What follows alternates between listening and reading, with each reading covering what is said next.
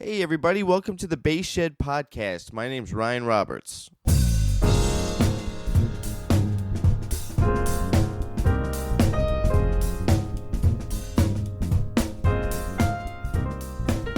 How you doing, folks? My name's Ryan. I would like to welcome all the new listeners. Thanks for checking out the podcast. You can also find information at facebook.com/TheBassShed, Twitter @BassShed, Instagram @TheBassShed. There's a YouTube channel. There's links to all of it at TheBassShed.com, and you can email me at Ryan@TheBassShed.com as well. You can sign up for the newsletter that goes out probably a couple times a month, right? Letting everybody know what's going on with the content on the website as far as upcoming guests on the podcast. And you can sign up for the newsletter by texting the word SHED, SHED, to 66866. Once again, that is the word SHED, SHED, to 66866. All right, so today on the show is Herman Matthews. I met Herman not too long after I got to L.A. I can't remember how I got involved with the artist that we were both playing with.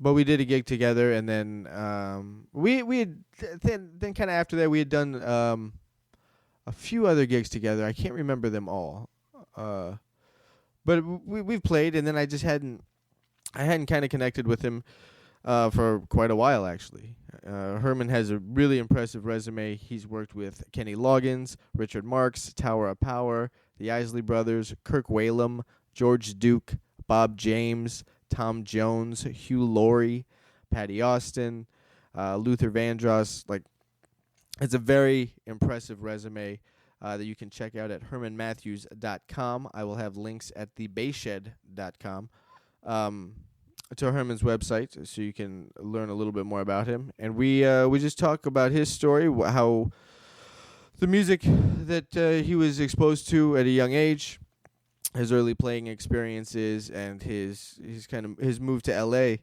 and how he quickly got involved with some major touring acts. It was a really fun time. It was great to see Herman again. We had gone out to lunch before the interview, and some of this was like a little bit of a rehash that we had talked about over lunch, and most of it wasn't. I think most of this was fresh information between us for the sake of conversation. Like, we didn't regurgitate the whole lunch experience on a microphone.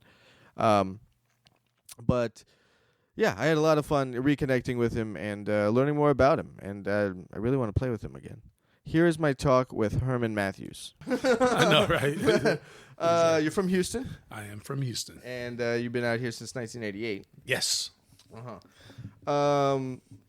I was a young man, and I went west. Yeah, that's right. So you're playing cover gigs, more or less, 6 nights a week. Yeah. Driving home one night, you decide, like, nope, I'm going to L.A. Yeah, one of those. I was in a great band, and that's the one thing about Houston. We had wonderful musicians and wonderful music, but when the bottom fell out, it was like there was just not places to play anymore. Right. The same old story. What's the scene like there now? Have you kind of? It's better. It's much better. Yeah. I mean, once again, money. Yeah. Money does it. It's. I went back there not very long ago, and there are places to play. It's much like it is here in LA. Yeah. I mean, you find the pockets. Sure. But still, it's that whole thing. You have the old guard. Yeah. And you have the youngsters that are coming up and doing amazing things, so. So you come out here and you start working with Kirk Whalum. Yeah, that was the deal. So in Houston, after the money fell out of everything, and that incredible band that I was playing in started playing in smaller places, and an hour out of Houston playing to 4 or 6 people and at a Holiday Inn someplace by the nuclear power plant. Nice. Driving home one night, I decided to move to. Yeah. That I was going to move to L.A. 3 days later, I get a call from Kirk Whalum, wondering. Is that the meter? Yeah. Sorry about that, guys. No worries. What now? Why L.A. and not Chicago, Atlanta, Nashville, New York? The weather. Okay. Literally, that was it. I mean, that's. I had a lot of friends who were going to move to New York. Yeah. A lot of friends, and New York was up there. Yeah. Nashville was up there. Sure. Given the kind of player that I am, I never was really. I was always song oriented. Mm-hmm. I was am a field player. I thought about New York, thought about Nashville, but then I started thinking about the weather and saying, well, wait, I can play all different kinds of music in LA, and the weather is better. Right. Yeah. Okay. I can swing. I can 78 degrees all year long. Wins again. Come on now.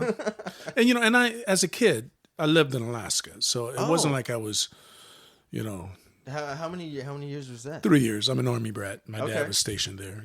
So. Okay. Never an interest to get into the Army band or.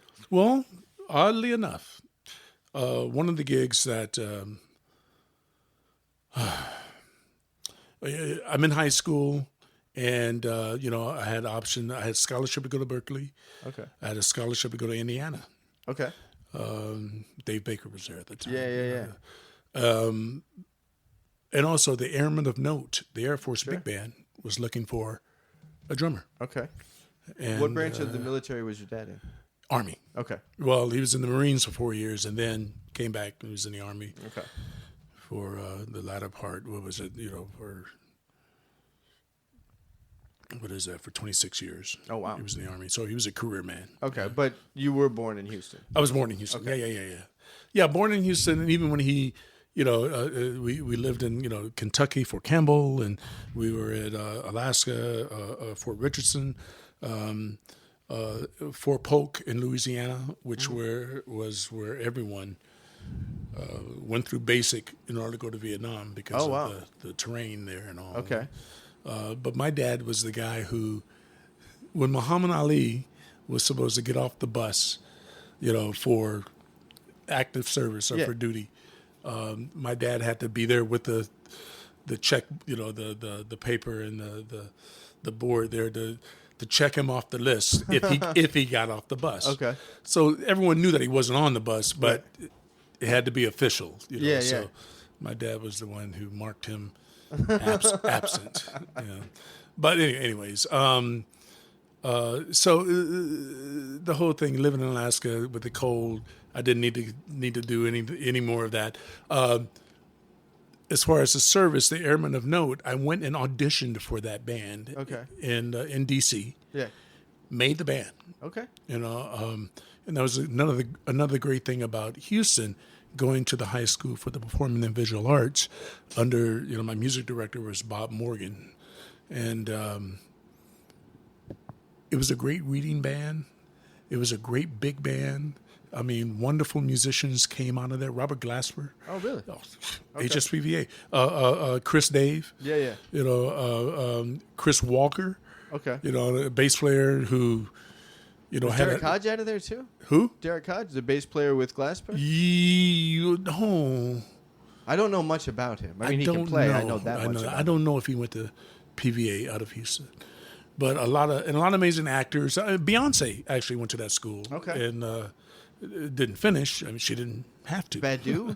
Was Erykah Badu through there? I know she went Texas ties. Dallas. Okay. Her and Hardgrove. Yeah. They went to the school in Dallas. Okay. Did well there. Roy Hargrove, yeah. So that school was the school. Yeah. I mean, it was amazing. I also went to Interlochen one summer in Michigan, which was also an amazing experience.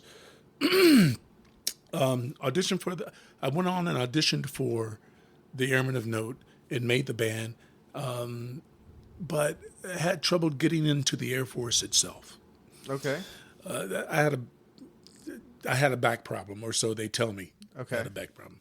I went to 4 doctors and to get an opinion, and basically they were saying, if your back doesn't bother you, don't bother it. And with minor surgery, it could have corrected this problem that I had, okay, or that I have. You still live with it? Yeah, because I've not gone under the knife. Do you feel it? Do you feel it when I don't. Okay. I don't. There is. You can see it though. I mean, it's. Is it a spine thing? Yeah. Okay. Yeah. So, but so I, came back to Houston and fell into that trap of working with great musicians and really making good money. Yeah. So, Sure. because at the time, although $550 a week doesn't sound like much, but when your rent is $225 a month, that's enough. Yeah. That works. And you're a kid with no responsibilities. Sure. It was perfect. Right. Okay. So you're around there. Then you come to LA. Tell everybody, I guess, the baked potato story. So you're doing 2 nights with Whalum. So actually, before we get there, let's rewind. So, okay. Born in Houston, bumping around a little bit, and you're an only child. You got siblings? I have a younger brother and sister. Yeah. Okay. My brother has passed away, but okay. Yes, yeah, I have. Yeah. Musicians, artistically inclined? No, my mom was the only one. She played piano and organ in the church. Okay. My uncle played organ, and I played in his organ trio. Oh, dope. For many a year. Okay. That was basically the whole start of everything. Was coming up through playing at the church? Yeah, well, when I played with my uncle, we played in what my mother would call juke joints. Yeah. So places that would have kitchen tables, in them, and where people were playing, dominoes and playing cards, just playing spades and bidwis. With Falstaff beer. Okay. So that was my young life. I mean, I don't think I ever went to bed before midnight in all of my elementary school and junior high school years. Yeah. And then what records are around the house? Like what's? Oh wow. Well, my mom and my dad, they were big into all of the soul things. Sure. Everything from Sam and Dave. Well, you know what? My mom did. She dug Charlie Pride. Okay. She dug that. But literally, throughout the years, Sam and Dave, all the Motown stuff, Sly and the Family Stone, that sort of thing. My uncle, was all into the blues stuff. Okay. And and my uncle, he was friends with Johnny Guitar Watson. Oh, okay. So that was his crowd. So that was sort of the bluesy thing. He was also friends with Jimmy Smith. Oh. And Jimmy would use his rig, my uncle's rig, whenever he played the region, played down in the Houston, that area, Houston, Beaumont, Did you ever play with him? Did you ever play with Jimmy? Never. Actually, I never met him. Okay. Yeah. But my uncle, he's the one who laid on me a record with Elvin Jones on it, and I discovered him, and it blew my mind. His wife, my aunt, she turned me on to Aretha Franklin. Okay. This is Elvin post Coltrane Elvin, or this is like a Coltrane record with Elvin? This was the first record was post. It was before Coltrane. Oh, before Coltrane. Yeah. Okay. And God, I wish I could remember what it was. And then from there I started exploring more of that. Now I'm ashamed to say I wasn't that much into Elvin, only because I couldn't understand it. Right. As I grew and playing in Houston, I didn't understand the Stones. I didn't understand Jimi Hendrix. Sure. But something happened one night. Okay. And I don't know if it was drinking. What music were you understanding? Well, all of the stuff you came up with. Yeah. Okay. All of the soul and all of the Just the commercial of stuff. Familiarity, and you could. Yes. Yeah. And the thing that everyone always hired me for was feel. Mm-hmm. And if they played a Motown song, they knew that it was going to be played correctly. Yeah. That sort of thing. And knowing the part of Motown, like Motown's about the part. Yeah. Because like a lot of Motown stuff, I mean, you go to the bridge or some of that stuff, though it's 8 bars, but it's broken down like maybe 4, 2. Yeah. That kind of thing. Right. 4, 2, and 2. The phrasing of it all is kind of. But no, one particular night, some kind of bell went off. Okay. Because with Elvin, some bell went off. Now, what was happening with me, I was playing songs. I was playing the intro. I would play, the verse. Yeah. The B section. You're playing the form of the tune. Yeah, that was my whole world. Yeah. With Elvin, he would play from the beginning to the end. Yeah. You understand what I'm saying? Right. It wasn't so much, the form of setting the, he would kick the solos. Sure. But he's playing from the beginning to the end. Right. Really one long story arc. And brilliantly. Yeah. Right. And so I decided to listen to Hendrix in that way. Okay. And it opened doors. The same thing with the Stones. I'm not saying that the Stones, was anything like Elvin, but I'm just saying that I couldn't understand why everyone was loving the Stones, and I was sitting there scratching my head. Yeah. Now I can't get enough. Sure. And that's the same thing with Hendrix. I will say this, when Buddy Miles played with Hendrix, that's when it took on a thing for me. Okay. And then I could go back and listen to Mitch Mitchell and play and listen to the Experience. There's definitely people I've not understood or maybe have been dismissive about. Right. But everybody's drinking the Kool-Aid, right? And so I will just go buy a bunch of the records and just sit there until I get it. Like, what am I missing? I think the problem is me. Right. Now, if I don't completely emotionally identify with it the same as somebody else, but like, what is it? What am I missing here? It's there. Clearly, everybody else is led into this secret that I don't know about, so I have to figure this out. I understand exactly what you're saying. There's one band that's out there that's doing that for me right now. Oh, who's that? Man, I don't get U2. Okay. Yeah. Everybody, no, and I say that as I'm singing the songs in my head. So something's happening. Right. It's in there. Yeah. I get, I'm hearing the songs. I'm going, oh yeah. But you know what? It's just, I don't know if it's his voice, the cadence, of the groove. I never got it. Yeah. And my brother's a big U2 guy. And same thing. Like, I respect it. I like the songs. Right. Bono and the Edge, they're just personalities kind of bigger than U2. Right.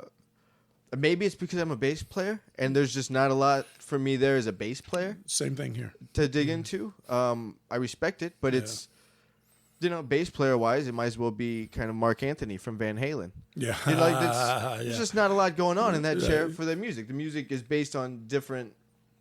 It's constructed around different things. Right. And then I don't really identify with the bands that are like that. Yeah. Coldplay, I don't get Coldplay. It's just all right, cool. That's great if somebody else does. Right. This is the thing. I'm not mad at anyone who's, found that niche. Yeah. They're getting their 15 minutes. They're making it happen. Yeah. God bless. Right. But, it's like, U2 is not a band that I ever sit back and thought, oh, wow, I'm going to play in U2. Yeah. I want to play in that band. Right. Now, don't get me wrong. If they were to call me tomorrow, I'd pack all my shit up. I'm out. Yeah. Come on. Right.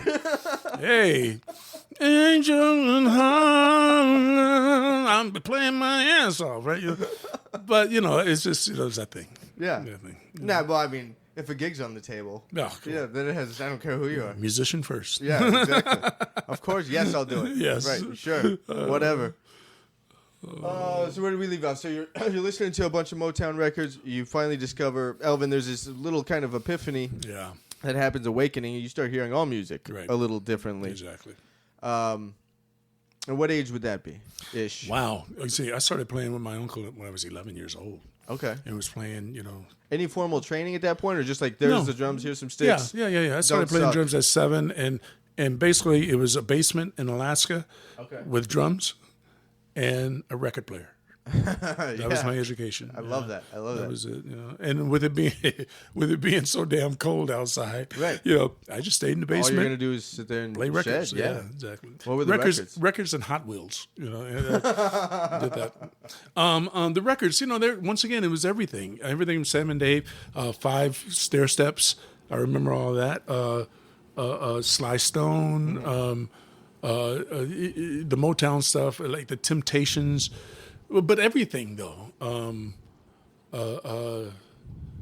I remember when my uncle who was visiting brought home the Temptations LP that had Shaky Ground on it. Okay. I don't know if that was Puzzle People or... Anyways, but all those records I ended up in my basement and I pretended to play to them. Yeah. Everything. I mean, there was a Creedence Clearwater Revival record with, what was it called? Down on the Corner. Oh, yeah. Out in the street, Willie and the Po' Boys. When I was in elementary school... That's one of the songs where I only know Down on the Corner. And just kind of phone it in. Like, I don't know the rest of the lyrics. I know Down on the Corner. And they're just kind of watching everybody else sing along. Right. Maybe I ding, can catch... Ding, ding, ding, ding. Yeah, right. I played that for a talent show. Okay. You know, and I got to say, the wonderful thing about being 58 years old and getting into playing music at an early age, eventually you're going to get a chance to play with your heroes. Right. And, you know, I just recently did a session for Hero,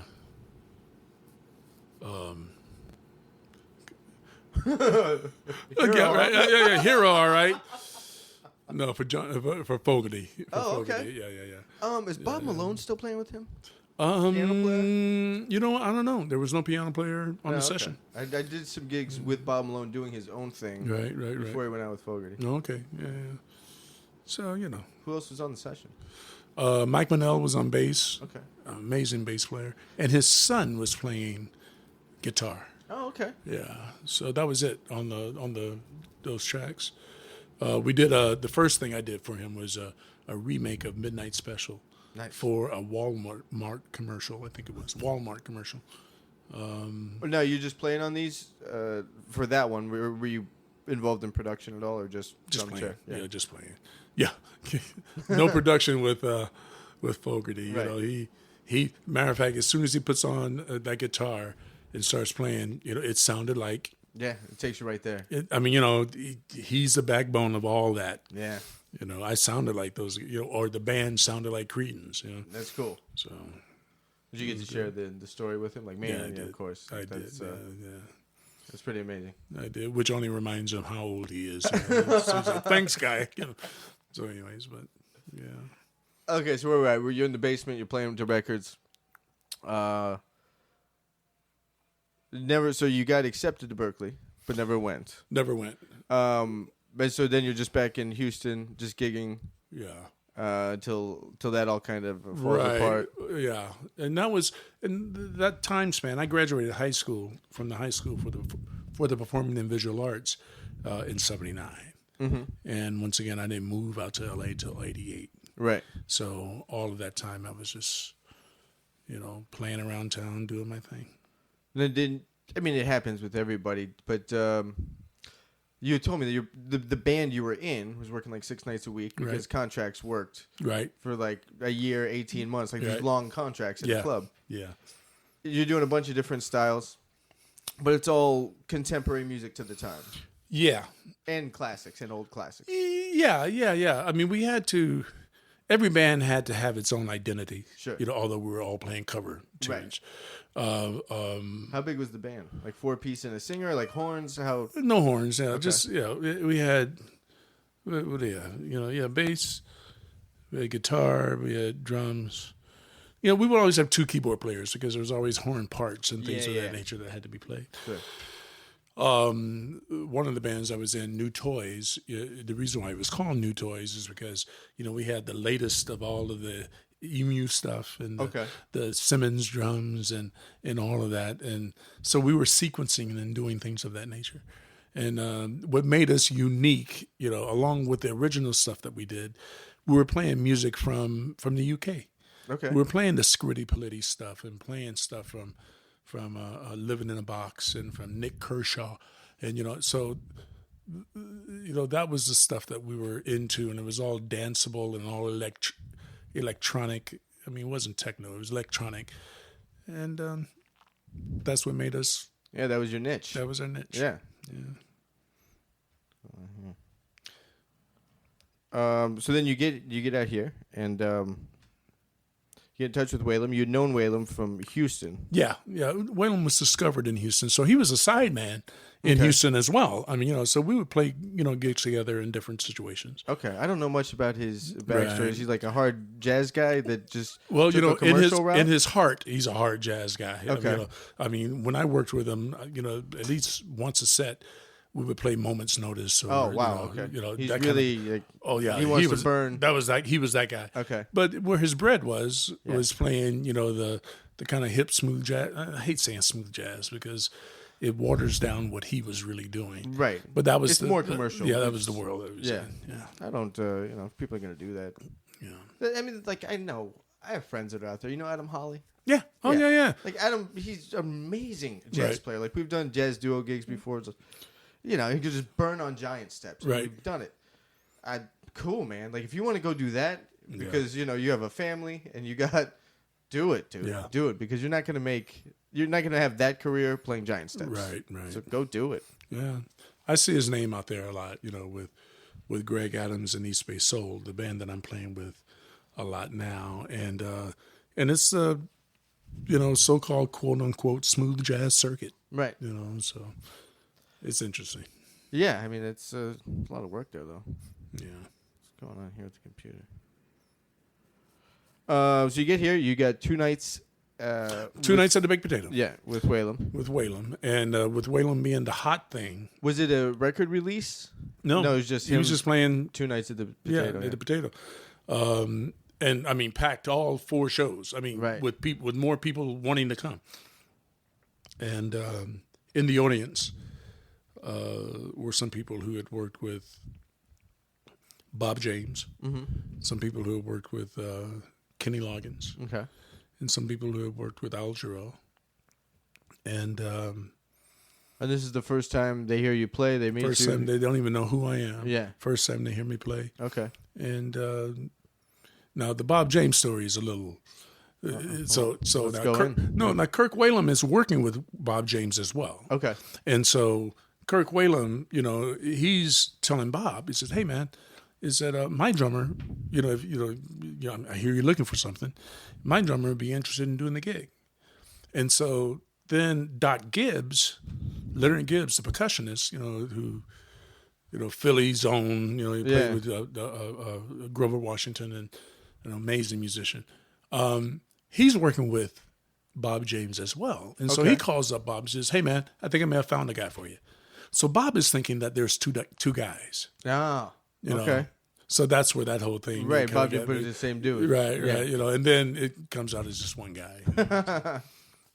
So I was lucky, fortunate, and blessed on all of that, I know they say luck has nothing to do with that all, but getting the call was fortunate, and also just coming through, making it happen. How long were you with Bob? I was with Bob. Let me see. Well, then what order did it happen? So you're with Kirk. Kirk Whalum. And then which one of those tours picked up next? Bob James. And so I was doing Bob James and Kirk Whalum at the same time. Okay. And it didn't conflict because Kirk was doing the Bob James. Exactly. So then that's a nice little tour. You get to double dip doing festivals. It was perfect, man. It was wonderful. And then Kirk Whalum is doing a session with George Duke. Okay. And the bass player is Freddie Washington. Oof. And Freddie walks in and says, "Hey, man, you guys know any drummers that can play, soul, R&B, but also play folk, country, and rock?" Yeah. And so, as the story goes, George Duke is naming, all the guys. Well, there's Vinny. There's Chester Thompson. He's naming Ndugu. He's naming all of his guys. And Kirk Whalum says, "Well, what about Herman Matthews?" And Freddie says, "Oh, I just saw you guys at the what was it, Universal." Okay. I said, "I just saw you guys there." He said, "Oh yeah, okay." So I'm playing Pictionary now. Mind you, my roommate at the time is Everett Harp. I don't know. It's Everett Harp, saxophonist from Houston. Did you guys come out together or just Well, knew each other back there? The deal was, we knew we went to grade school, went to high school, all did the the way whole back, thing okay. all the way back. But then when I decided to move out to Houston, a light went out in his head and says, you know what, I'm going to do the same thing. Yeah. So, yes, we all came out together. Okay. Just the two of you, or was there like a whole squad? Well, it was the two of us at first, and then it seemed like the rest of Houston moved out, man. It's like everyone came out from Houston, so it was kind of funny. But, so that happens with, so I get a call from, I'm sitting down with Everett Harp and his family, and we're playing Pictionary. Okay. The phone rings, and I'm thinking, okay, I'm just going to let the machine get it. Yeah. But I couldn't, so I get up, and I'm hearing this voice on the machine, and it's Kenny Loggins. And so I'm thinking it's someone else because I had told someone, I said, yeah, playing these gigs are nice, the jazz gigs, but, what I really would like to do as well is play with, I started naming Kenny and started playing, Giroux and started naming. So I pick up the phone, and, it says, Herman, this is Kenny Loggins. And I swear, it was as if somebody was writing this. I said, no, it's not. So that whole thing went on, and he finally convinced me that it was him. Okay. And I got a chance to audition for his band. Killing. The only problem was rehearsals. The first 3 day of rehearsals interfered with the last 3 dates that Kirk Whalum had, so I turned them down. You turned down Kenny. I turned on Kenny Loggins. Yeah. And you just hard turn down. Not like, man, I got 3 more dates. It's only 3 dates. Like, well, I told them. I explained that to them. I explained that to him, and he wouldn't move his rehearsals, and I couldn't. And Kirk Whalum, right, it was his first time playing in New York, And where were you at then? Were you just like, damn it? Yeah, well, a little defeated. It happens, but I was good. I'm cool, Right. Well, 8 o'clock in the morning, 8 o'clock a.m., I get a phone call. It's Kenny Loggins. And so he's like, this is the thing that's funny. He says, Herman, is this Kenny Loggins? Did I wake you? And of course, I'm like, no. Yeah. And he says, are you sure you can't find a sub for the Kirk Whalum gig? He says, I would really, like for you to. And I said, man, I'm sorry, but no, I can't. Okay. I can't do that to Kirk. He says, he gives me his number, Loggins, and he says, I'm going to be in town for the next couple of days. I want to say to his credit, or I'm thankful that he didn't give up. Yeah, no.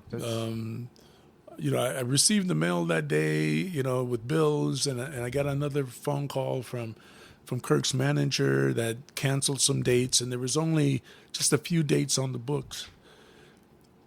I get a phone call from Kenny again. And he says, hey, man, just talk to my manager. Just talk to my manager. He says, really wants Herman on the gig. Call my manager. And I called his manager, and we talked money. Okay. And I was lucky on that as well. Yeah. And to make this long story short, I called up Kirk Whalum, and I said, hey, man, I got to do this. Right. So.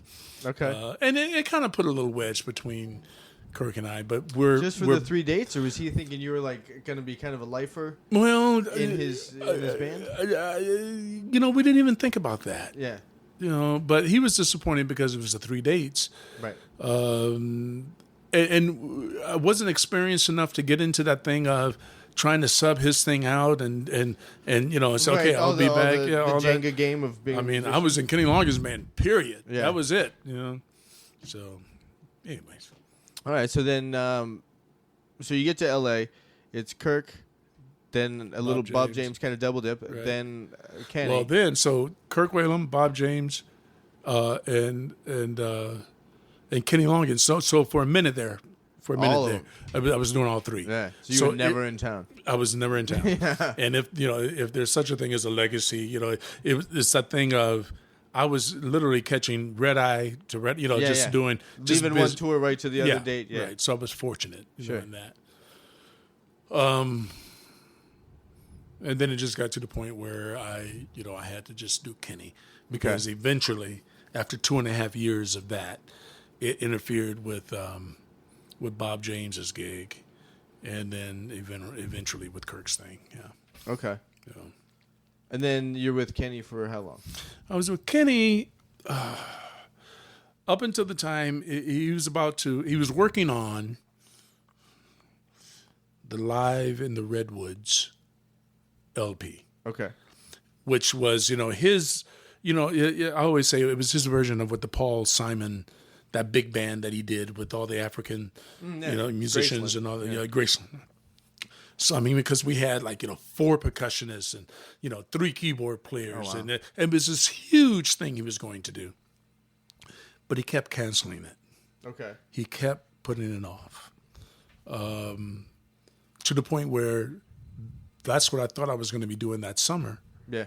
And Kirk Whalum calls and he says, "Hey man, I have an opportunity to open for Whitney Houston. Are you interested in that?" I says, "Well, man, this is going on with Kirk, with Kenny Loggins."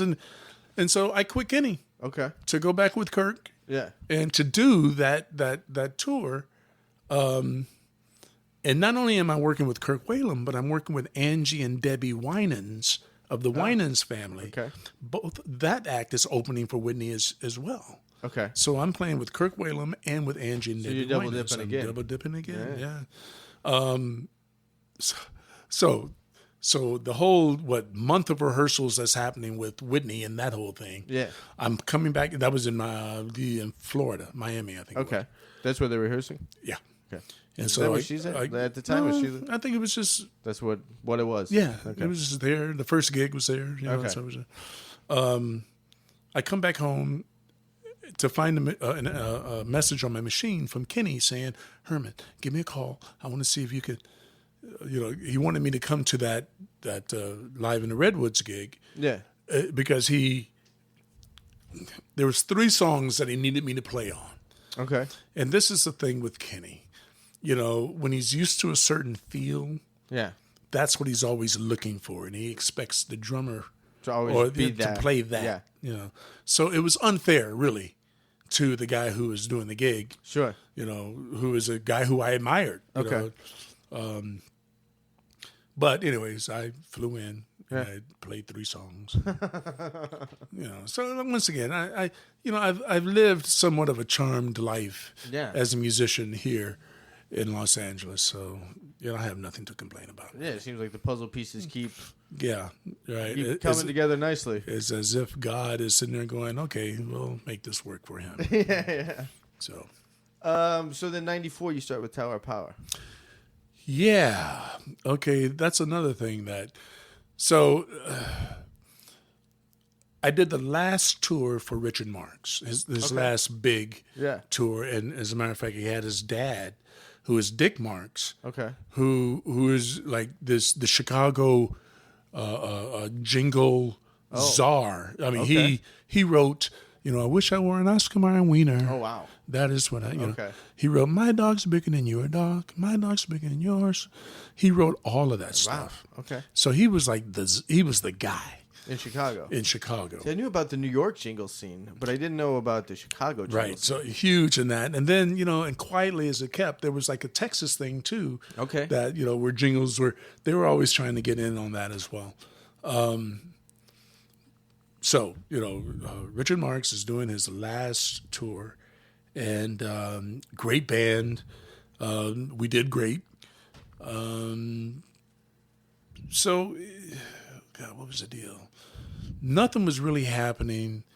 I gave Doc, the Barry player, Doc Kupka of Tower of Power, a call because we had played a gig together on the China Club thing. Okay. House band situation. And just called him and said, "Hey man, if ever you want to get together, do some writing or do whatever, just give me a call. Let's have some fun." Yeah. I remember getting a call from him and saying, "Hermie," as he always calls me, says, "Hermie, expect a call from Emilio around Christmas time." Okay. And he hangs up the phone. I don't know what the hell's going on. So now, mind you, I'm playing with Rocco off and on in just a little club situation. Okay. In a band, And that's out here. Out here in L.A. Okay. Yeah, and Rocco was always kind of saying when they were looking for a drummer. Yeah. It says, hey, man, you might want to look at this Herman Matthews guy. Yeah. Well, what else is Rocco doing? Like, I know him from Tower of Power, obviously. We talked to him about him a little bit over lunch. Right. I don't know anything else he's ever really done. You know everything that he's done. And I don't mean that in a weird way, but Rocco is the bass player for Tower of Power. That's that's it. And I mean, someone look at this as a negative. He's a one-trick pony. Sure. But that's all. He crushes that thing. He doesn't need anything else. Right. He does that better than anyone else. Right. He created that. Exactly. So, but I had been doing some stuff with them, and when they had an opportunity, and once again, 8 years, it seems to always be 8 years, Russ McKinnon got the gig and played with them for 8 years and did some amazing stuff with Tower of Power. And then that day came when they were looking to make a change. Yeah. And sure enough, I get a call from Emilio around Christmas time. Okay. And he's asking me, if I would be interested in playing with Tower of Power. Yeah. So I said, of course, I would love. I would, he says, well, can you start January 1st? And I was like, I says, well, I'm booked through March. Is there, he says, all right, and so they didn't make any changes until March. Okay. So I was once again lucky, fortunate. And then at this time, like Kirk's not doing much, Bob James not doing much, Loggins, like those. All that stuff is over now. Yeah, okay. They've all moved on. They're tired of me juggling all this stuff. They've moved on. They just want a guy. Yeah, want a guy who can be there. Yeah. So the magic is worn off. Which, hey, I get it. I understand. Sure. So the whole Tower of Power thing comes up, and literally I come in playing on a record with them, which is sold out. Yeah. There was no gigs. They were just, they had etched out time for the record. So, boom, we rehearsed for the record, and we knew the record. And what was the rehearsal schedule going into the record?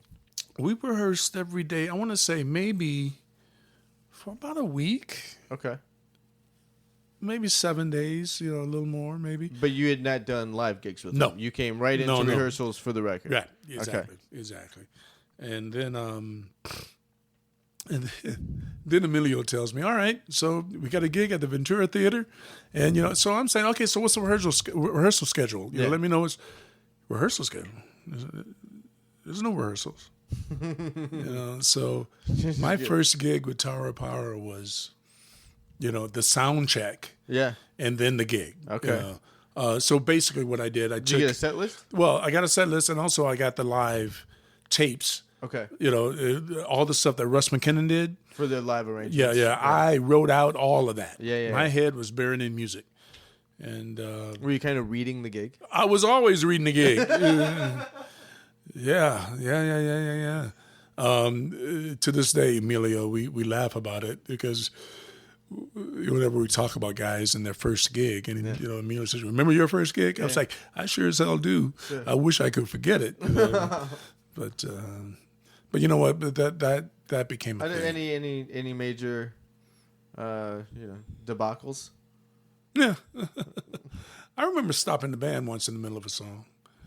You stopped the band? Yeah. Like the band stopped because of you, or you stopped the band? I stopped the band because what happened? Yeah, it was just it just wasn't feeling good. Okay. And so, but I mean, we made up for it. Yeah. I was bold that way. No major, nothing crazy. I always try and make sure that I have my homework done. Yeah, of course.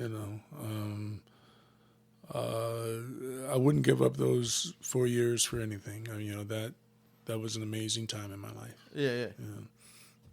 Drastically, I don't know, maybe it seems to me that there would be night and day from not night and day necessarily, but from playing with Loggins. Yeah. Maybe not Bob James as much or Whalum. Yeah, it was. I mean, all of those gigs were drastically different. I mean, what I'm saying, Kirk Whalum and Bob James are sort of the same. Right. Although, now, dig this, Kenny Loggins' first major hit as a solo artist was produced by Bob James. Oh, I didn't know that. Yeah, the whole "Celebrate Me Home" record. Okay. Bob James. Ah. And had my heroes playing on it. I mean, Harvey Mason, Gary King played bass. Okay. All of that. So, and they're the guys who played on Mr. Magic. Right.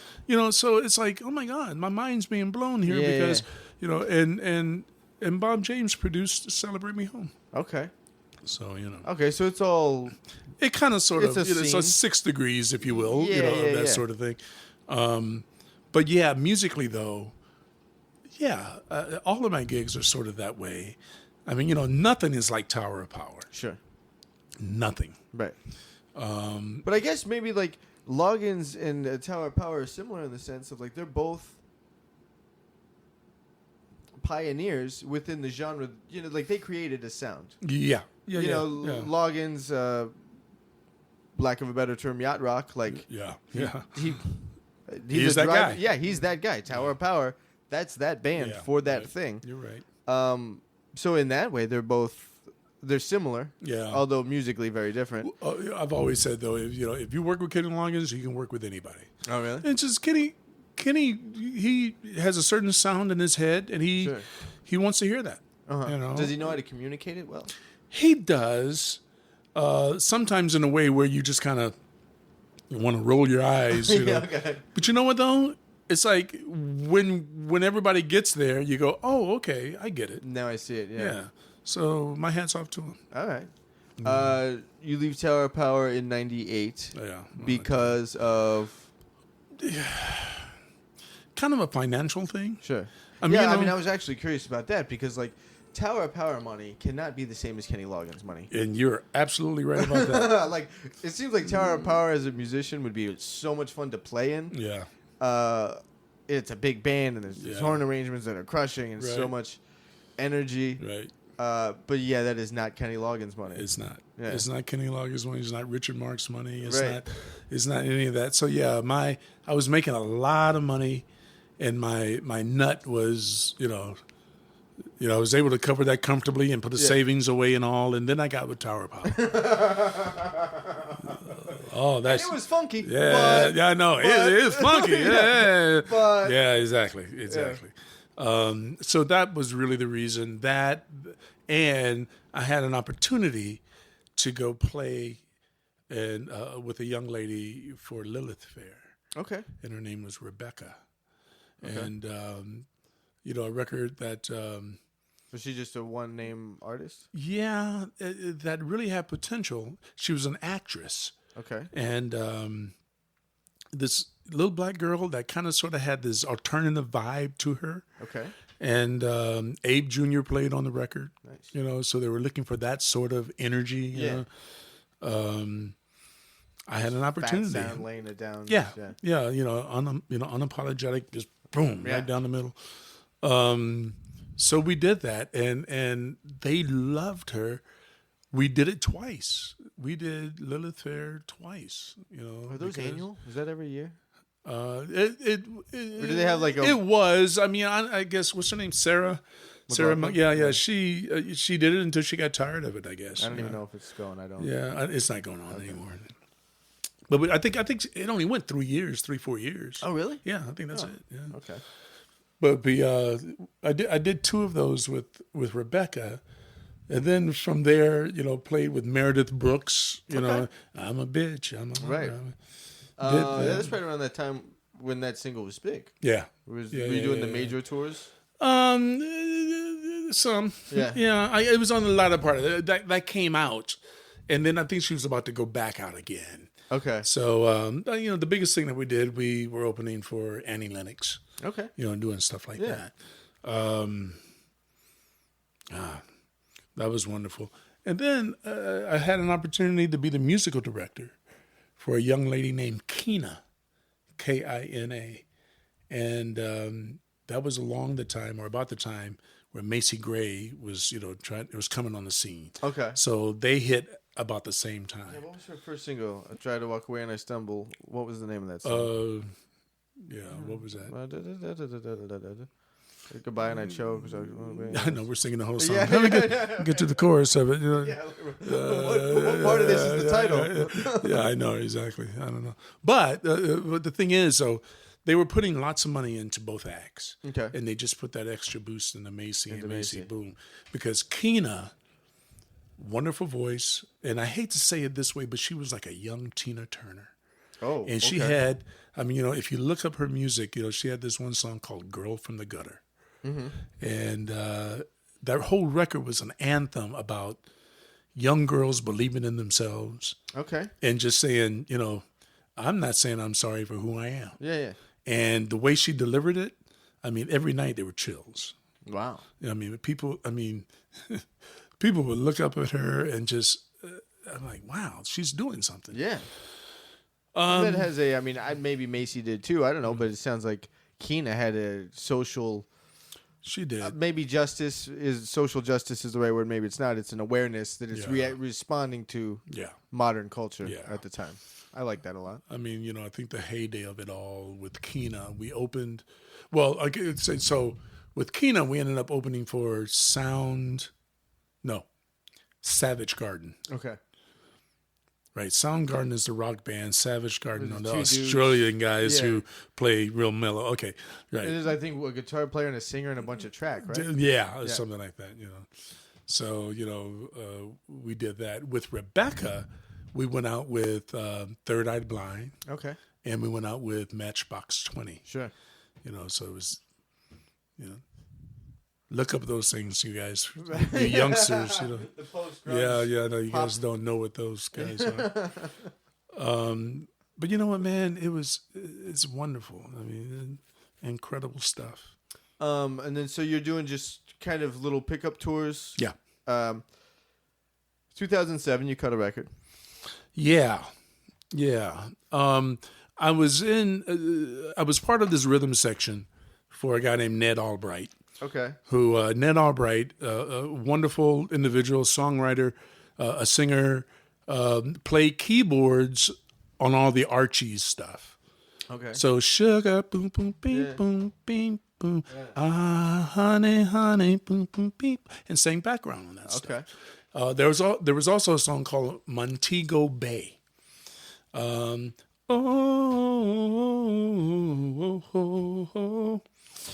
Oh, Montego Bay, sing out. It was like an islands kind of a thing, a funky reggae kind of a thing. Okay. He played keyboard bass on that. So he's he's a producer, and his rhythm section is Dean Parks on guitar, Leland Sklar on bass, Doug Pettibone. Okay. And Herman Matthews. Yeah. So we were doing all of his stuff. Okay. And he came up to me once and just said, Herman, when are we going to do the Herman Matthews record? And I was like, record? Yeah. So I went out, Had it been back there in any sense of do this? Nope. Were you singing a lot on any of these tours? Because you sing on the record. I was singing with Loggins. I sang with Richard as well. Okay. I was a singing drummer. Okay. Or I am a singing drummer. At what point did you kind of have to shed that or make that decision? Because I made the decision early on, no, I don't sing. Well, I made the decision that I don't sing when I came to L.A. Okay. But I ended up singing. Okay, yeah. Whereas before, I had the songs. Not that I'm a great singer. I have what people call character. Yeah. So that was I did all the James Brown tunes. Right. I did, that's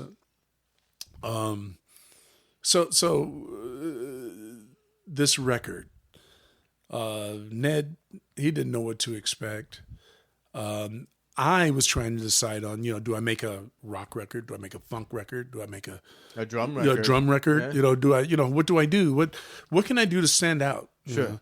So you know what? If I do songs that I grew up on, all of that was my inspiration for writing these tunes. Okay. And calling the record Home at Last. Right. I was actually going to ask you about that, what the because the title track has a a church feeling to it. Yeah. There's a spiritual quality to the title track, and I was Right. then curious about if like home was metaphorical, or if this was just because it's a blues record. Are we just talking about Houston, and this is a bunch of music that was coming out? Well, the whole thing, because the music that I heard at home was basically everything that is on there. Right, that's on the record. Whether it be the church stuff, which was that that kind of call and response kind of a thing. And I mean, I grew up. I remember the churches that had the wooden floors where the deacons would literally be stomping on the floor, and that was your groove. Right. So, and they would be, singing the old 100s, which was, bread of heaven, feed me till I want no more. And then the congregation would go, bread. So that was a big part of my life, So the church thing, and with me being in Houston, and my mom was born in Louisiana. Okay. So, I lived in Louisiana for a while. Dad was stationed at Fort Polk, which is in Louisiana. Okay. So the whole New Orleans thing and all of that was all in there. So there's a second line, tune that's on there. Right. And then all the rest of it was, from the blues to the funk to the soul. And the one cover song that I have is a Motown tune from Shirley Long. Okay. Called Function at the Junction. Yeah. So all of it is just about home. Sure. And that's why home at last. And Ned Albright was surprised that I came back. I had, a book full of lyrics, and so I wrote all of the songs, co-wrote. Is this the first time you had written lyrics? No, this is the first time I had. I didn't, first time I had lyrics for 12 songs. Right. I think we 10 or 11 ended up on the record. I've written lyrics before. Okay. But a songwriter, I do not consider myself. Man, the lyric guys are like, it's a hustle. I know. They shed that like I practiced the bass. Exactly. Like, Exactly. I mean, and I've written for Tower of Power. There's 4 songs that's out there. One song that they're still playing today. Which one? It's called So I Got to Groove. Oh, yeah. So I wrote that. I didn't know that. But I had this compilation that a friend back in Arizona made me when I was like 16 or 17, just kind of starting. Like, you need to check this out, and it's just soul with a capital X. Good credit. Oh yeah. It's basically all the up tempo Tower Power. Like, there's no ballads. Yeah. So it's all the records minus the ballads is on this compilation. I would present these hooks and grooves to Doc and Emilio. Yeah. And then they would, help Are they me the finish band them. leaders? Are they? Yeah. Okay. Yeah. Doc is considered the writer in the band. Okay. He wrote, for a long time it was just him doing, wrote all the lyrics. Oh, wow. And Emilio was sort of the music guy. Okay. And then Greg Adams was the guy who would come with the with the horn arrangements. Yeah. And put that over it. Okay. And then it's left up to the rhythm section, like. Yeah, basically they all lived together and just said, we need this kind of thing, or or they would say, this is the kind of thing we have, and then they would put things to it. Okay. Yeah. What were we talking about right before that? We were talking about your record. My record, yeah. Yeah. Home at Last, and writing lyrics, and you had written for Tower Power. Right. So I usually write for situations that. If I'm in a situation and I see that they need something, sure, I try and write something for it. Okay. But once again, I came home, off the lyrics to these songs, and much to the surprise of Ned Albright. So literally, all these things are in my head. The way because I wanted to really have a hand in producing, I laid the drum tracks down to a click. Yeah. With everything in my head and just playing what I had written out. Uh-huh. And then I would call the bass player. Okay. And then call the guitars. Who's the personnel on the record? Let me see. Well, Leland Sklar plays bass on the majority of the record. Dean Parks plays guitar. Dean Parks plays guitar, banjo, clarinet. Trying to think what else.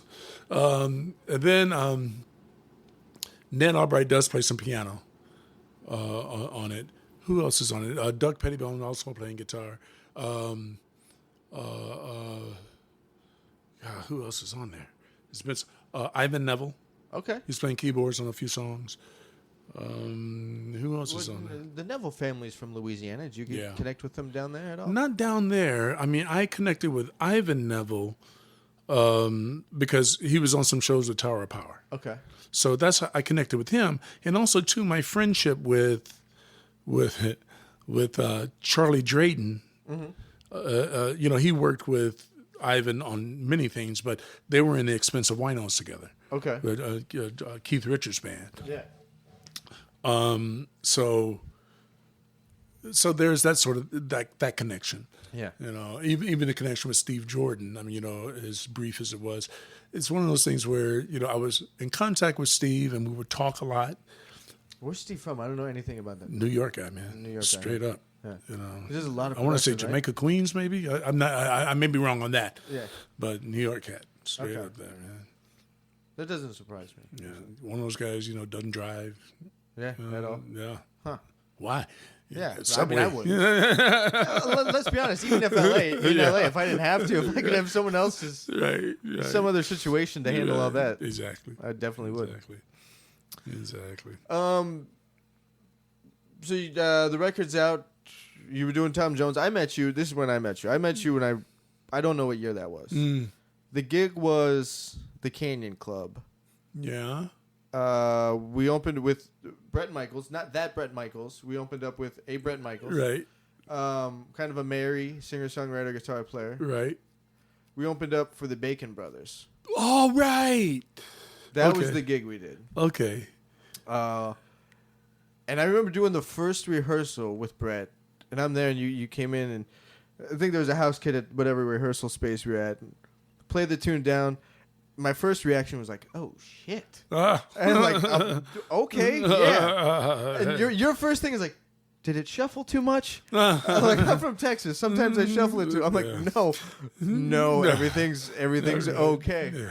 Yeah. That's funny. But at that time, you were doing Tom Jones. You were in town for 2 weeks. Yeah. In Vegas for 2 weeks. Right. Tom Jones. That gig was, was a great gig. Was it a heavy reading gig? Were you just playing a part all night, or did you have was it a little bit of, you could open it up wiggle room to, you know what? With all of the gigs, you honor the page. Sure, you honor the song. Excuse me. But a Vegas show just seems like such a tight knit. Well, Tom's stuff was the MD was Brian Monroney. Okay. Great guitarist, great arranger, did all of the stuff for Tom Jones, even when he wasn't the musical director. Yeah. There was he was the guy who was writing the charts out for Tom. Uh-huh. So Miami grad, University of Miami, that guy.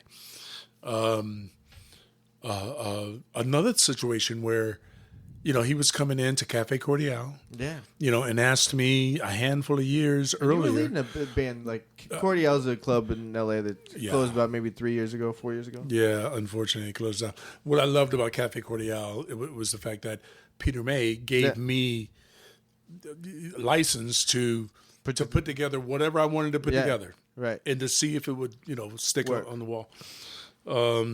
So Brian Monroney would come in, and he was thinking of making a change in the rhythm section of Tom Jones. Okay. And thought maybe it needed to be the drums. Okay. Well, he wasn't doing a total rehaul. No. He's just trying to find one thing. Well, they ended up changing the bass player. Okay. And everything got better. So for the next 6 years, everything was fine. Okay. Until something happened with the drummer, and then once again. And even that I wasn't their first call on that. Okay. And the reasoning for that was the drummer that I really did that they had for just a moment, for a couple of weeks. They thought maybe I sounded too much like him. Okay. And I think it was only because we were on the same tours together. He was the drummer with the Average White Band, and I was the drummer with the Tower of Power. Okay. So they just kind of made that connection in some weird kind of way. Yeah. I bogarted my way into an audition. Okay. I had heard that there was an audition for Tom Jones, and I was playing with the keyboard player 2 days before that. Okay. And he said, "Well, we already got all the drummers that I said, but wait, they had called me before for the gig 6 years ago. Why not now? What's happening? So, the ego starts kicking in, right? So, they make some phone calls and whatever, and I make a phone call. And so I get a chance to go in and audition. Yeah. Now, very little preparation. Okay. But. What did you show up? What was your audition materials? You just pick some of his hits and. No, they of course there was Not Unusual. Right. And then there was some, stuff that was off the Reload record of theirs, which was an electronic record that he did. That was a huge record for them. And I think Kiss. There was like 3 or 4 songs that I had to play. And I remember whoever auditioned before was on a left-handed kick. No. So literally I just played kick, snare, and hat. I just turned that around and did that. And left them and said, thank you very much. Yeah. Boom, I'm out. Yeah. I just wanted to audition. Right. And I just did, and so I'm good. By the time I get home, you say, hey, man, you got the gig. Right. Now, dig this. So this is not that I don't want to sound ungrateful. Sure. But literally, it's not that I wanted the gig. Yeah. I was just bummed that they didn't call me to audition. Right. Was it a little bit of like, this is what it is? Sort of. Yeah. Yeah, sort of. That's like, I guess that's with youth. God, when you're young and you're cocky and you have that thing, you're like going, oh, man, this is, So anyways, I ended up doing the gig. It was great. And this is how confident I was in the whole situation. I just said, I didn't even talk money with them. I said, whatever the last drummer's making, fine, I'll do that. Okay. Then shortly after that, I was like, yo, man, I need a raise. Hey, man, what's up with this? Hey, so anyway, but no, that was like 7.5 years. And it was wonderful because Tom Jones was a drummer. Okay. Yeah, he was a drummer. And so I always see him in town if I was playing at Vibrato. Yeah. Oh, yeah. He hangs there. Yeah, well, because he lived right around the corner from there. It doesn't surprise me. Yeah. I think he sold that place now. But the thing that was really my first gig with him, and because I hadn't met him yet. Okay. We're playing in Atlantic City. We're playing in Atlantic City. Okay, and literally about 15 minutes before going on stage, someone says, "Hey, man, do you want to meet Tom?" Huh. And I'm like, "Yeah, I want to meet Tom." Why not? And so, and we go in, we talk, and then meet him, and some funny things happen, that I'm not going to say here. But so we get out on stage, and we're playing the first song, and Tom keeps like looking around, like looking back at me. Okay. Then we play the second song. What kind of gesture on the face? Well, I don't know. I'm thinking, oh, great, my first gig, and I'm going to get fired. Right, and you don't know him well enough. You just met him. Right. You can't really read what the look means. Exactly. Yeah, I get it. Second song, looks back again. Then we played the third song, and then after that, he comes walking towards me. Okay. And I'm thinking, oh boy, this is it. He's going, some criticism, He comes back and says, "Man, your foot, you got a great foot, man. I love your foot." And then we went on with the show. Okay. That was it. And really, what it was, I think, with him being a drummer, he understood that whole thing. But also, too, I do play from the bottom up, so I play with a heavy kick drum foot. Yeah. And so the hole in the bass drum is like really hitting his ass. Okay. So he's feeling it. Yeah, and he's feeling that. Yeah. So that I think is what the deal was. So. Nice. A little job security because you laid into the kick. Right. But I mean, until it wasn't. And the same thing with the Kenny Loggins audition. He was sitting literally about where you're sitting from me now. Mm-hmm. And I'm telling him, you might want to move back. Oh.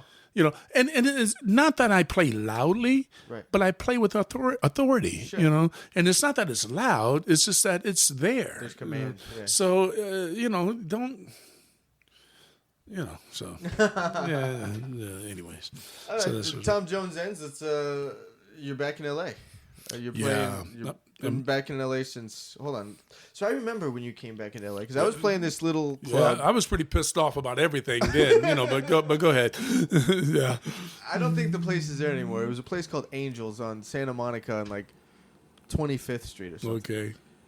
And you and Brett came out. I was playing with a guitar player and a singer and It's like a jazz thing. Yeah. And I was walking by the bar, and then you yell at me like, "Hey, Brian!" Yeah, right. Good to see you. And then we'll get into what we talked about there in just a second, because that's when you started telling me about the brittle. Right. Oh, which I want to talk about the brittle. Right. But one of my favorite Herman Matthews stories is this story about the brittle. Okay. So that must have been 2010. Okay. Does that sound right? 9, 10. Okay, I guess so. Yeah, that makes sense. Somewhere around there. So you've been pretty much more or less in town. I've been in town. I mean, I did go out with Hugh Laurie for 4 years. The actor? Huh? The actor? The actor, yeah. What's he doing? Oh, man, come on. So, man. Let's talk about Hugh Laurie. Oh, man. Here's, okay, so, and also, Jay Bellerose is who did the record. You know, did 2 records. And so it's that kind of thing. It's bluesy, Louisiana, because Is it kind of sticky? Well, no, because Hugh Laurie actually, I mean, he could have gone several ways in his career. Okay. He's been playing piano since he was a kid. Is he from Louisiana? No, he's from England. Ah. He's, he went to Cambridge. Wow. He's that guy. But that's one thing. So he plays piano every day and loves Professor Longhair. Okay. So that was his thing. He loved doing that. But also, too, he was a funny individual and a very smart individual. Right. And so when Fry and Laurie, all of that, and I think there was even a comedic crew, what's her name? Emma Thompson. Sounds familiar as a comedian. Actress, comedian. The 3 of them, Thompson, Fry, Laurie, wow. They had the thing. They were funny. Okay. And it took off in England, and he was sort of, the whole Fry and Laurie thing was sort of the Laurel and Hardy of England. Okay. And, TV shows. Okay. It all, it took off. Physical comedy like that? Or was it kind of more dry British humor? Yeah, British humor. I like British humor. But it was that kind of thing, yeah. That's not action-packed. Right, that's just kind of snarky and dry. That kind of thing. Which is hilarious. Very intelligent humor. Absolutely. Highbrow humor. Yeah. And I will say this.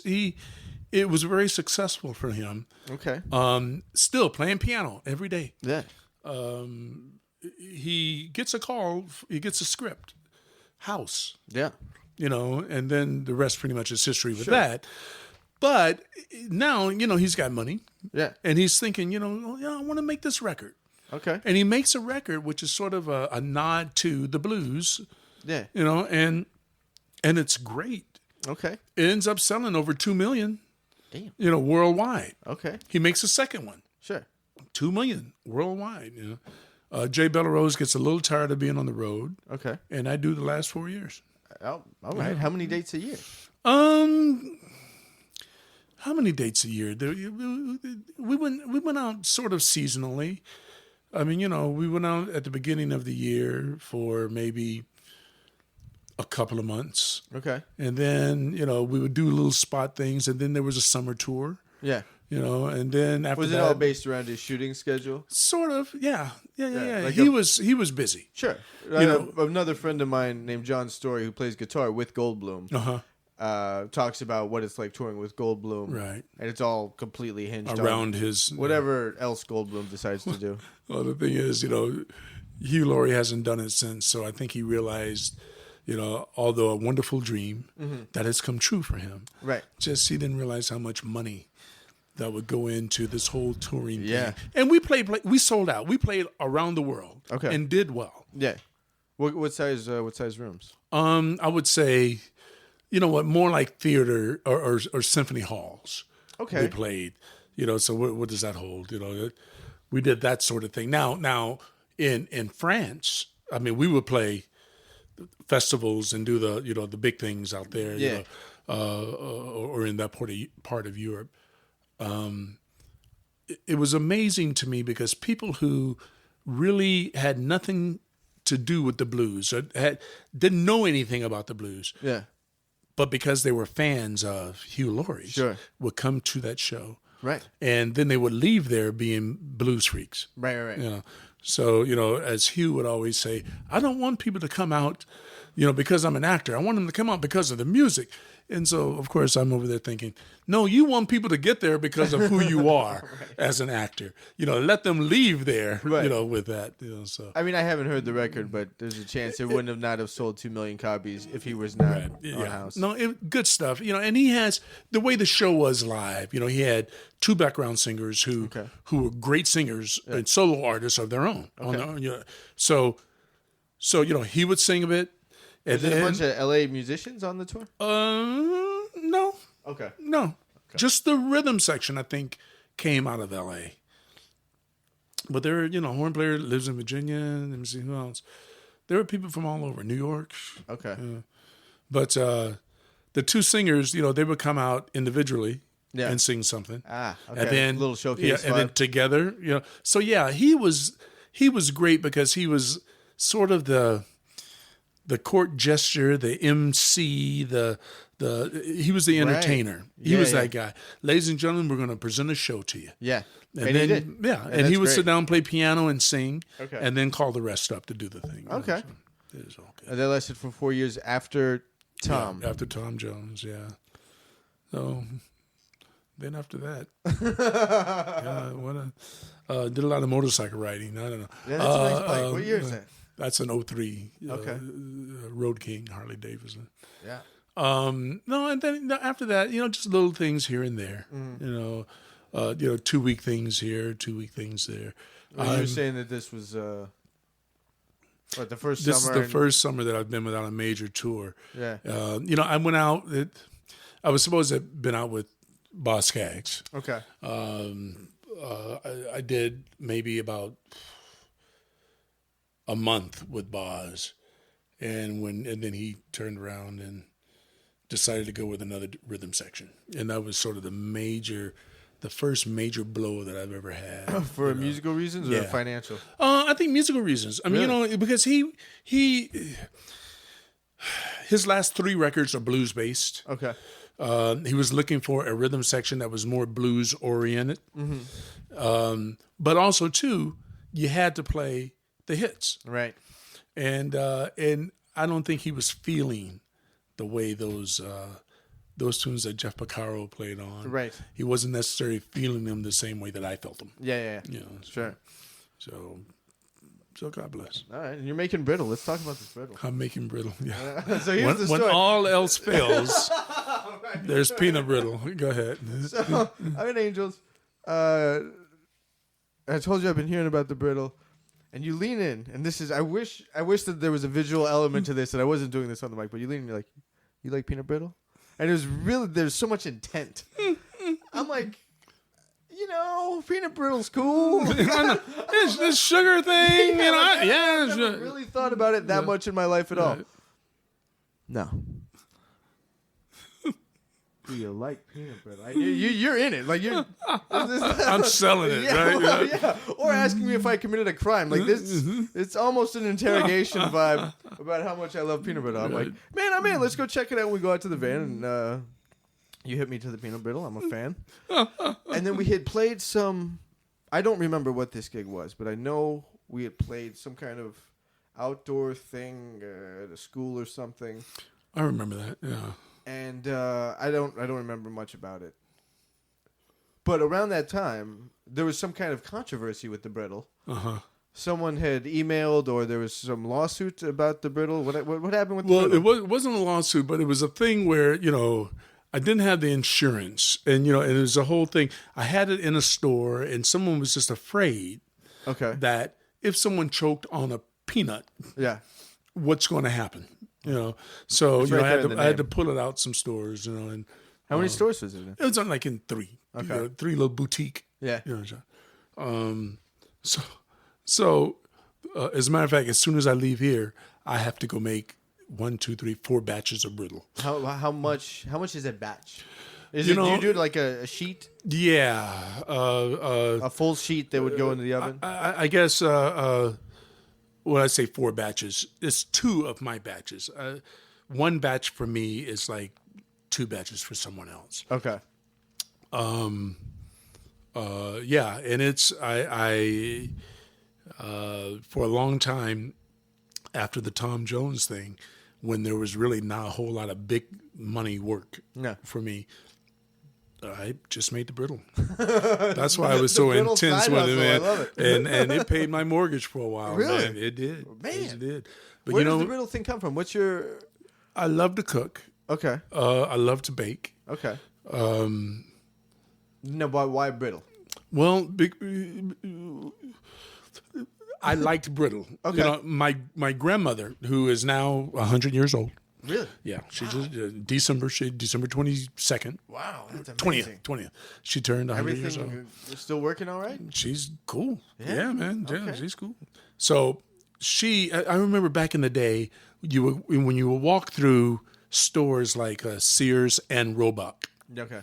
You know, it wasn't just Sears. Yeah. It was Sears and Roebuck or Montgomery Ward's. I remember that. And they would have that smell of roasted nuts and popcorn and peanut brittle and all of that. And I just remember my grandmother loving that. So that was that. Okay. When I discovered a recipe and made that first thing, I let my grandmother taste it. And she said, it's good. It needs something. You know, so I took that recipe and started altering things. Okay. And started making it, you know, a certain way and a little more of this, a dash of that, you know, and all through experimenting. All through experimenting. Okay. And to where it is now. Yeah.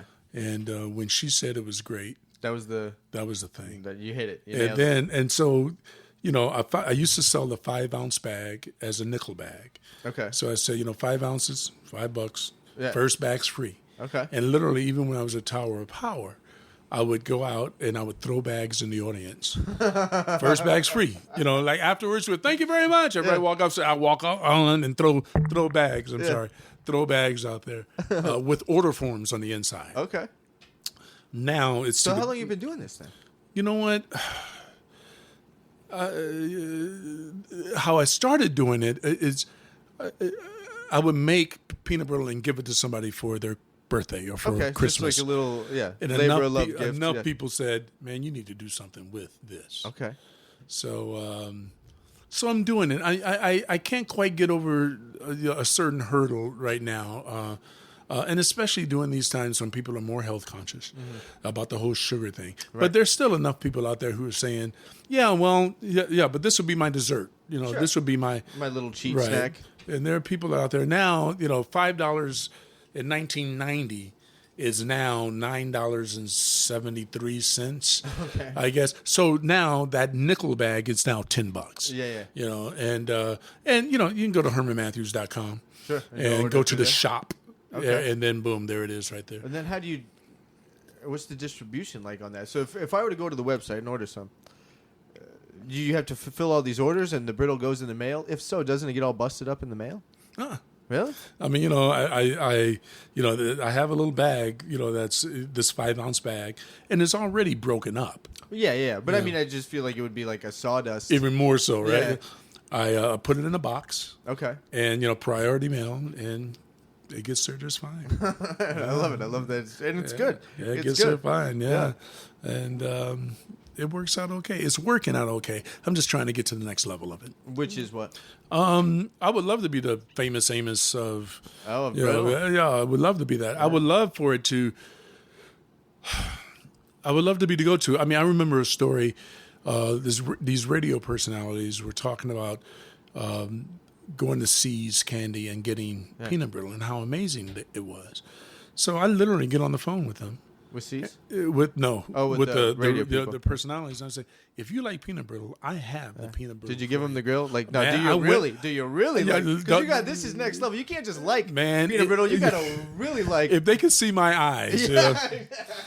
But literally, I when I talked to them on the phone, I jumped in the kitchen and I started making brittle. And I think really what the secret is the fact that it's always fresh. Yeah. You know, so I made brittle. I dropped it off. Okay. Did the whole packaging thing and all of that, and talked to them later on. And I made one guy go off his diet, and they loved it. Oh, they loved it, Now, we'll be honest with you. I really haven't tasted that brittle in a long time. Or you just make it. I'm fucking sick of peanuts. But no, it's good. I have So quite when you a make few these orders. batches, do you just have the normal conventional kitchen stove, or do you have some kind of a little bit more commercial thing? A little bit of both. I mean, Okay. I with brittle money, I went and and got all the things that I needed to kind Reinvested. of step it up a bit. To step it. It used to take a little over an hour Okay. to make this batch. Now it takes 30 minutes. Oh, that's not bad. I mean, from beginning to end, yeah. 30 minutes. Okay. Well, I say beginning to end. From the time that it's on the stove to the time that it's in this cooling period. Yeah. That's 30 minutes. Okay. And then the whole packaging thing is another thing. Right. But if you like peanut brittle, it's the best you've ever had. Nice. I guarantee it. Yeah. I'll have links up. There you go. We'll make links. I guarantee it. Yeah. That's right. Yeah. Killing, dude. Thanks for coming in. Man, thank you for having me. Man, this was a lot of fun. We got to play together. We do. It's been too long. way too long. Like know. almost 10 years too long. I know. Yeah. Let's We'll do make something it about that. We'll make it work. All right, Killing, man. All right, Thanks.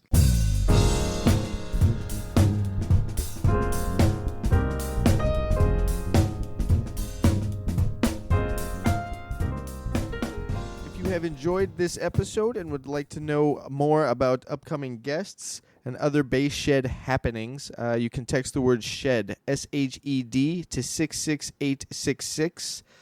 I try to make it easy. I try to make it easy as possible to stay connected. And let's be honest, we're all sending texts throughout the day, so just shoot me one. Shoot me one that says SHED, S-H-E-D, to 66866. And we'll get you plugged into the newsletter. You can also hear previous versions of the podcast at Apple Podcast, Spotify, Google Podcasts, and Stitcher. Please take a second to rate the show. And if you'd like, you can donate to keep this thing happening. There is a link for that at thebaseshed.com/podcast. So Herman Matthews, a very cool story about coming to LA and just getting connected so quick. That wasn't my story when I got to LA, and I know a lot of other people that was not their story. But it's happy to hear. It's good to hear. I'm happy to hear it. That's how you say that. I'm happy to hear when that works out. Herman's a fantastic dude, great musician, and the Brittle, folks, you got to check out the Brittle. All right, there's links. There's links at thebaseshed.com/podcast/Herman Matthews for the Brittle. Check it out. I endorse it. I mean, honestly, I remember being really, really good. I can't completely recall the feeling of eating the Brittle, like I don't know, however long ago that was, like 7 years. I don't know. I can't go all the way back there and conjure up the payoff of the Brittle, but it's really good. It's really good. Check it out. Shoot him an email. Let him know that you heard, you heard it from me. You heard him on here, and connect with Herman. Check out the Brittle. That's it for me, folks. Be good, and I'll catch you on the next one.